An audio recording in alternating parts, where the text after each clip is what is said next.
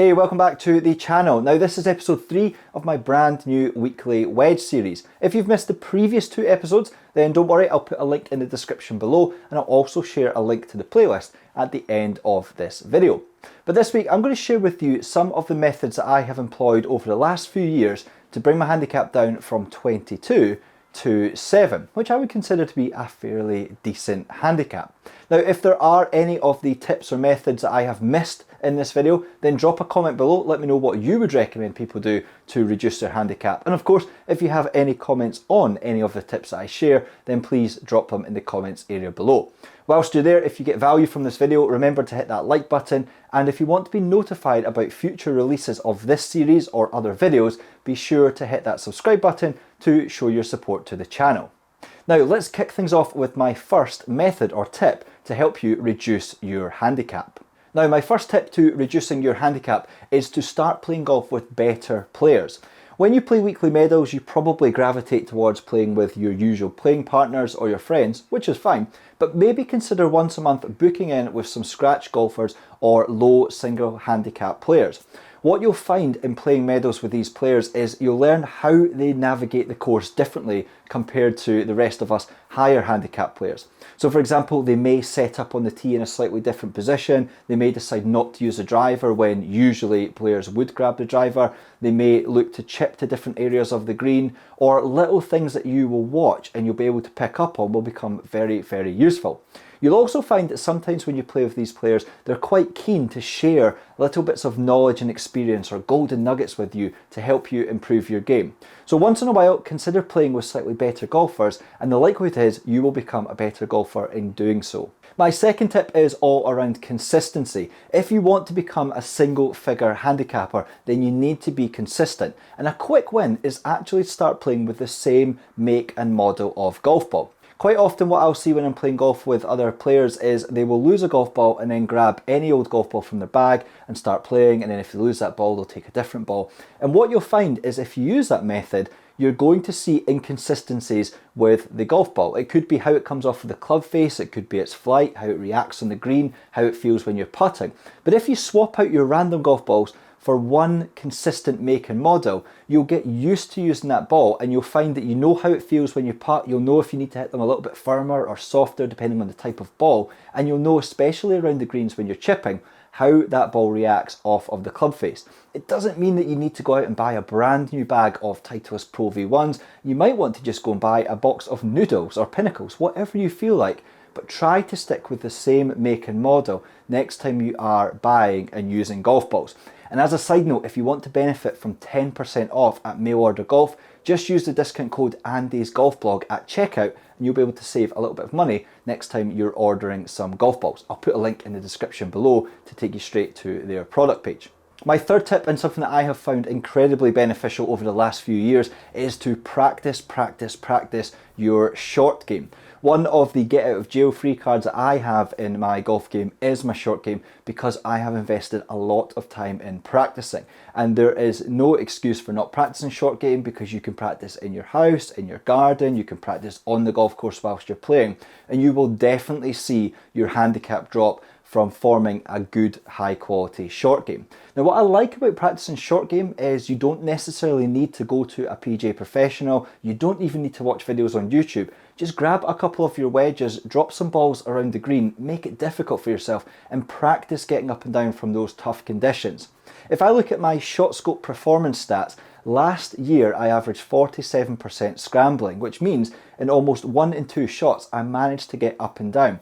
And when compared with a 5 handicap golfer in terms of strokes gained, I was actually gaining over 2 strokes on them. So short game for me is something that's easy to practice and has huge rewards. So if you're looking to shoot better scores, working on your short game will definitely help with that. My fourth tip is to consider working on your long range putting.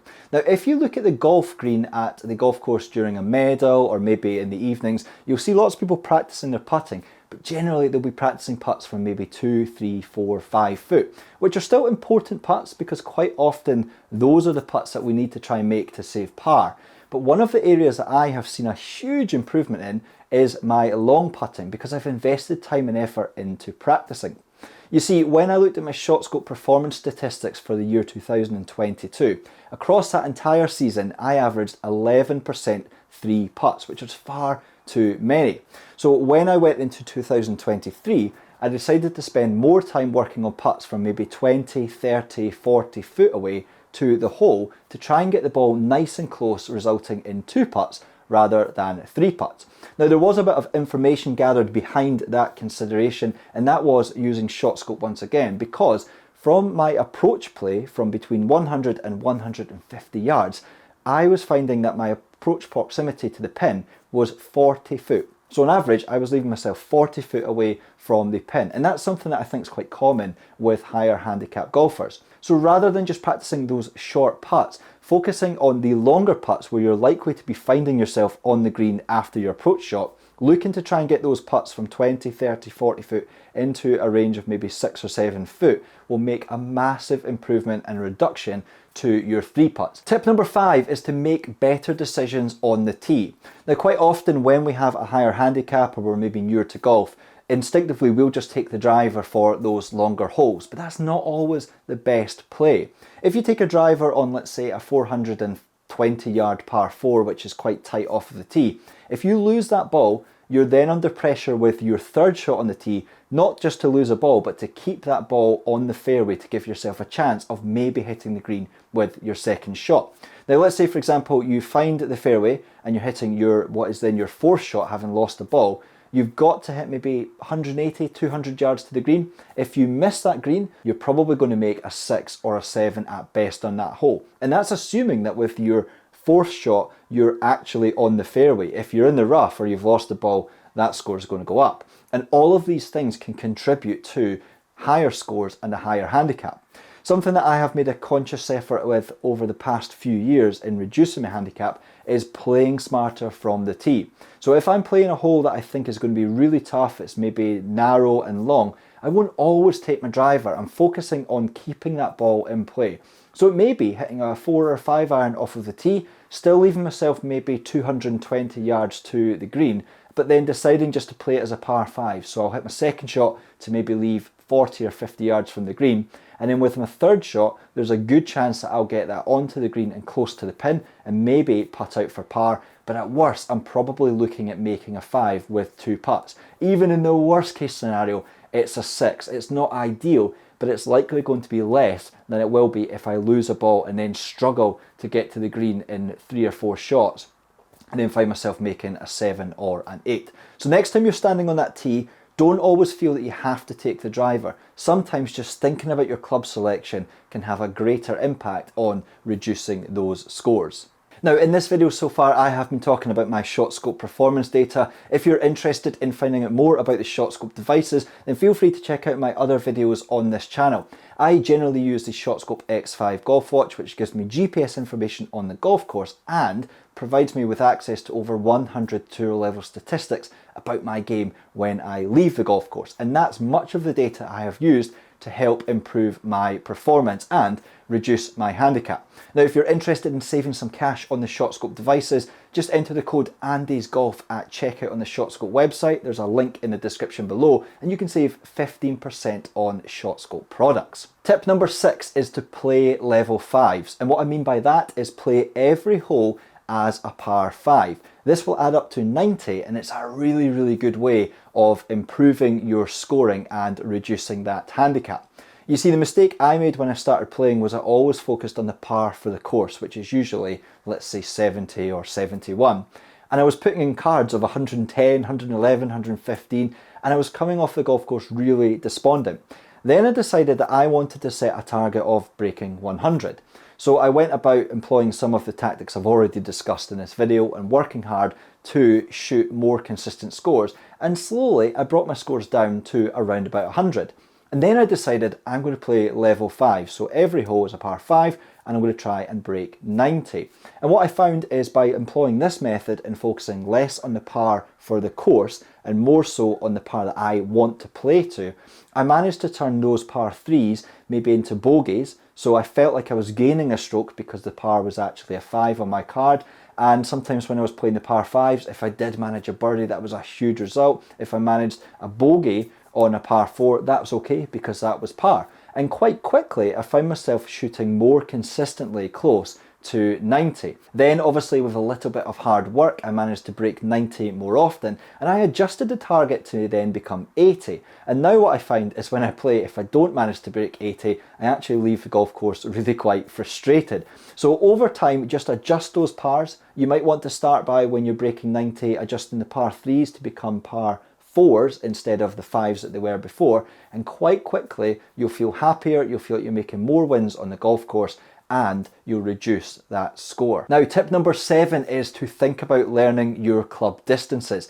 Something that many golfers are guilty of is just assuming that they hit clubs a certain distance. So maybe their friend will hit the 7-iron 150 and they'll just assume, yeah, 7-iron goes 150, but that's not always the case. And it's really, really important to play good golf to know how far you're hitting your clubs. Now, there are loads of ways that you can measure this information. You can go for a gapping session with a PGA professional. You can go to the driving range and hit some balls and try and work it out. You can use Top Trace at the driving range. You might want to invest in a small device like the FlightScope Mevo Plus, for example, which allows you to track how far you are hitting your shots and then access this data from an app. Or you can use a device like the ShotScope X5 Golf Watch, which is what I use. Now, this automatically tracks my performance data on the golf course, and then I get access to my club performance within the app. So I'm able to see how far I hit each club on average across a defined period. So this information is actually useful because on the golf course, I know based on my past performance how far I hit each club. As an extra tip, if you're playing an approach to the green, more often than not, you will come up short, because if you look at your distance and think, okay, I hit 180 with my 5-iron, for example, that's usually if you've hit a fairly good one, but that's not always going to be the case. So if you lose a little bit from maybe not a pure contact, you might come up 170, for example, or even shorter. So look at the distance to the pin or to the target on the green, and then add an extra club. By taking an extra club, even if you pure it, you'll go through the back. There's less danger usually at the back of a green compared to the front. But if you don't quite connect with it as well as you were hoping, you'll probably come up a little bit shorter. And because you've added an extra club, that will likely find your target. So if you want to hit more greens and hopefully get your yardages right, learn how far you're hitting your clubs, and then always consider adding one more club when you're playing to your approach shots to the green. My final tip in this video is to consider simply playing to the middle of the green. Now, I was always guilty of being too aggressive on the golf course, constantly trying to play to the pins. And what will generally happen is on a round of golf, you'll get some pins which are in favourable positions, but you'll get quite a lot that will be tucked behind greens or be sitting on the ledge at the back of the green, or will have bunkers on the left-hand side of the pin and you may be short-sided. So think carefully about where you're playing your approach shots to. Something that I have done over the last few years is focused on just aiming for the middle of the green. More often than not, I will hit my target or at least maybe run through to the back or come up a bit shorter, but I'm not putting myself in danger. If I'm trying to flight the ball over a bunker to a pin that's tucked right behind it and I end up maybe landing on the right-hand side, chances are I'm going to be short-sided running away from the pin, and I could be looking at maybe making a bogey or a double bogey. So where possible, when you're playing your rounds, just look for the centre yardage of the green, because if you're a fairly competent putter, you'll be making 2 putts, maybe even a single putt. You may occasionally make a 3 putt, but you know what? The chances are if you're hitting the greens in regulation and landing in the middle, you're probably going to be walking off with far more pars and far more birdies. Now, something that you'll see when you play with better players, going back to what I mentioned at the beginning, is quite often that's how they manage their game. They're just looking to basically hit fairways off of the tee and the centre of the green. If they can land it in the centre of green, they're going to give themselves chances of birdies. At worst, they'll probably be making pars. And that is how you can improve your handicap. So there you have it. Those are some of the tips and methods that I've used over the last few years to reduce my handicap from 22 down to 7.